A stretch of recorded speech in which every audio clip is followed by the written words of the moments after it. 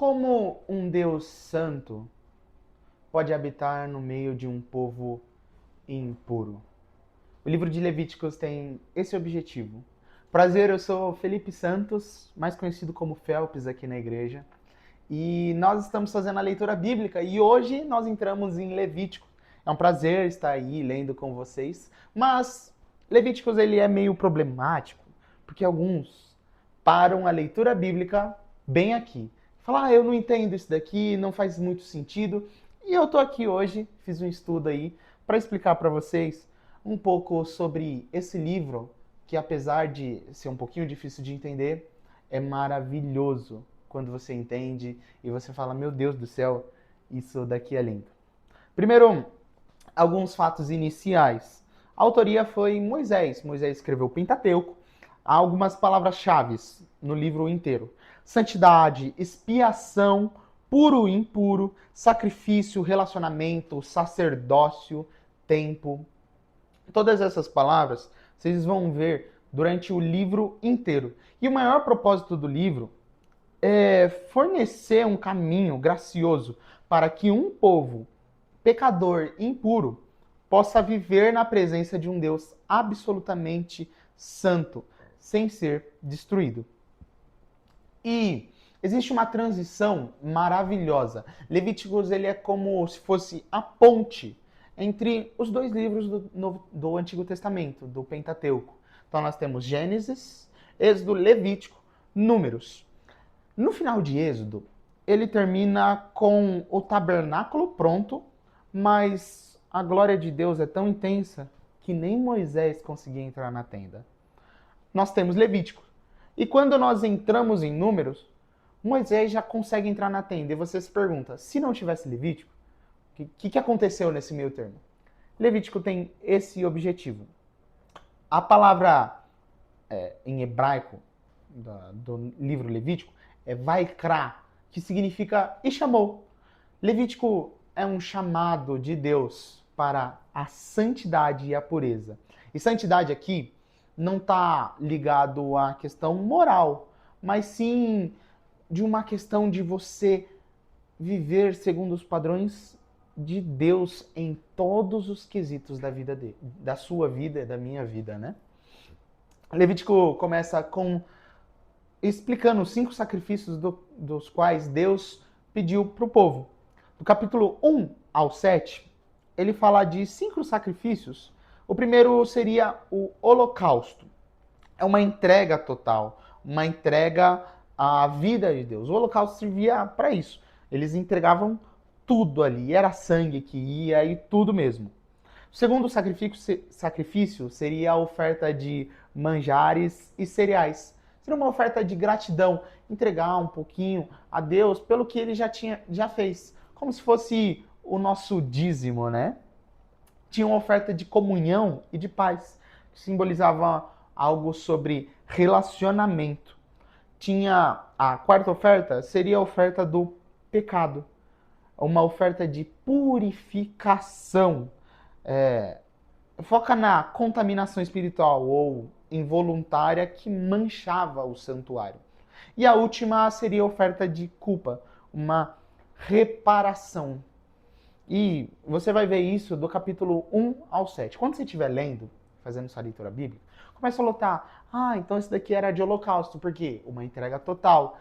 Isso daqui era uma oferta de manjares e cereais, então isso daqui o povo estava sendo grato. E toda vez quando nós falamos em sacrifício, principalmente no Antigo Testamento, quer dizer adoração. Primeira vez que a palavra sacrifício aparece é lá em Gênesis 22, quando Abraão está levando Isaac e os seus servos perguntam, Abraão, o que você vai fazer lá? Ele diz, nós iremos adorar. Só que, por que ele não disse que ele ia fazer um sacrifício? Porque adoração é sacrifício. O primeiro fundamento da adoração é sacrifício e Levítico nos traz padrões sobre a adoração. Depois, o livro ele vai falar sobre algo maravilhoso que é a mediação, o sacerdote, a questão do sacerdócio. Para que um povo impuro se relacionasse com Deus puro, era necessário alguém que mediasse essa conversa. como se fosse numa guerra. Quando tem uma guerra entre um país e outro, existe um mediador para que haja paz entre ambos os países. Esse mediador no livro de Levítico era o sacerdote. Ele tinha suas funções de purificação lá, vocês vão ler.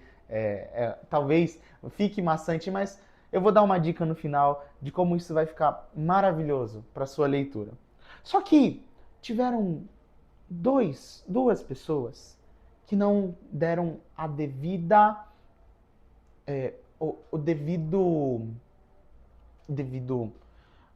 a devida seriedade para essa função, que foram os filhos de Arão, Nadab e Abiú. Eles entregaram algo para Deus que Deus reconheceu como fogo estranho. E ao mesmo tempo eles foram consumidos. E veja, a presença de Deus é tão santa, que qualquer fogo estranho é consumido pela santidade de Deus. Isso é muito sério para nós, meus irmãos. Que Deus tenha misericórdia de nós. Que Ele nos faça santos. Ele que pode nos fazer santos. E que nós não entremos na presença dEle com esse fogo estranho.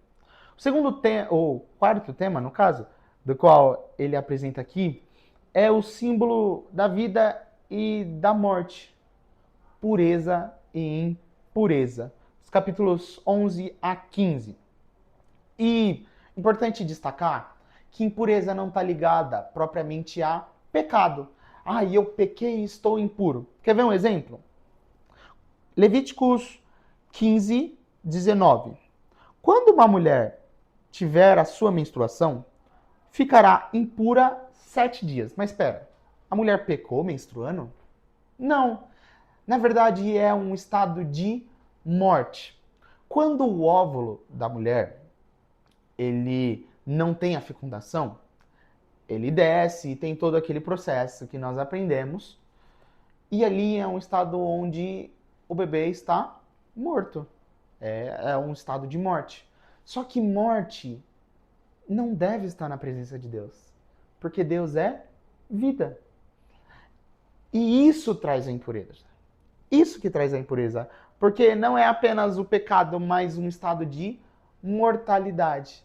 Lembra de Sansão? Quando Sansão ele foi tocar em uma mel lá, ele foi pegar o mel dele. Só que lá tinha um bicho morto. E Deus mostrou para ele que ele estava impuro. Ele não podia comer comidas impuras porque ele era um narizeu. Só que quando ele comeu, ele ficou impuro. Por quê? O mel estava perto de um lugar onde existia morte. E santidade é exatamente isso. Às vezes não quer dizer que é o pecado, mas é a morte que está ali. É um estado de morte. É talvez até a coisa certa no lugar errado e na hora errada. A penúltima coisa, que o livro trata é o dia da expiação, capítulo 16. E esse é um capítulo extremamente importante, porque mais para frente nós vamos entender sobre essa expiação. Expiação era o dia de Yom Kippur. Quando você for ler alguns livros, o dia de Yom Kippur, ele era um dia onde 2 bodes faziam parte desse sacrifício. Então, o primeiro bode, ele era sacrificado para purificar o santuário. Ele era sacrificado por completo. O outro bode era o bode expiatório.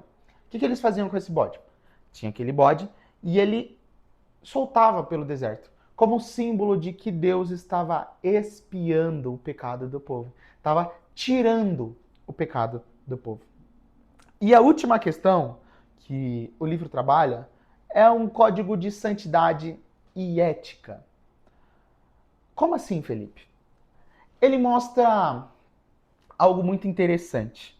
A santidade começa a sair do templo, invadir as ruas, as casas. Começa a fazer parte do dia a dia do povo hebreu. Então, existe uma pureza moral, existe um mandamento de ouro, que é amar o seu próximo como a ti mesmo, né? Existe a santidade no templo, uma justiça econômica. Deus estava ensinando esse povo não apenas a como cultuar a ele, mas como viver em comunidade. Então, o livro de Levítico é um livro que nos ensina a como um cristão deve viver de forma santa, não apenas na igreja, mas também no seu cotidiano. E você se pergunta, mas Felipe, eu li isso daqui, mas eu não estou conseguindo achar o que é mais importante. Cristo. Cristo é o principal de tudo na Bíblia. É em Cristo que consuma todas as profecias. Lembra do mediador? Lembra do sacrifício? Lembra da expiação perfeita? E o acesso permanente aos Santos dos Santos? É só com Cristo.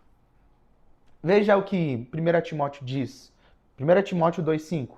Pois há um só Deus, um só mediador entre Deus e os homens, o homem Cristo Jesus. Cristo é o nosso mediador. Cristo é o nosso sacrifício perfeito. Cristo é o nosso sumo sacerdote. E se você quiser, ao mesmo tempo, ler Levítico e Hebreus, vai dar uma luz maravilhosa para você. Porque Hebreus ele fala exatamente sobre isso, como Jesus é o nosso sumo sacerdote perfeito. Sabe aquelas regras que tem em Levítico? Se cumprir em Cristo. Cristo é o sumo sacerdote que não traz fogo estranho. Na verdade, ele consuma os nossos pecados e nos faz estar sempre na presença de Deus. Então, leia o livro com muita atenção a esses detalhes. Reveja esse vídeo e tudo mais. Mas eu gostaria de indicar alguns livros e uma bíblia de estudo para você conseguir entender até melhor. Então, ó, tem esse livro aqui do Andrew junto com Elton. Isso, Elton. Panorama Bíblico do Antigo Testamento. Maravilhoso esse livro, super recomendo para você. Ele parece grande, mas ele é uma leitura muito gostosa. Temos a Introdução ao Antigo Testamento, muito bom esse livro. E temos uma Bíblia de estudo aqui para você, da Thomas Nelson. Esse daqui eu super recomendo. Muito obrigado, meus irmãos. É maravilhoso estar com vocês. Deus abençoe e boa leitura de Levíticos.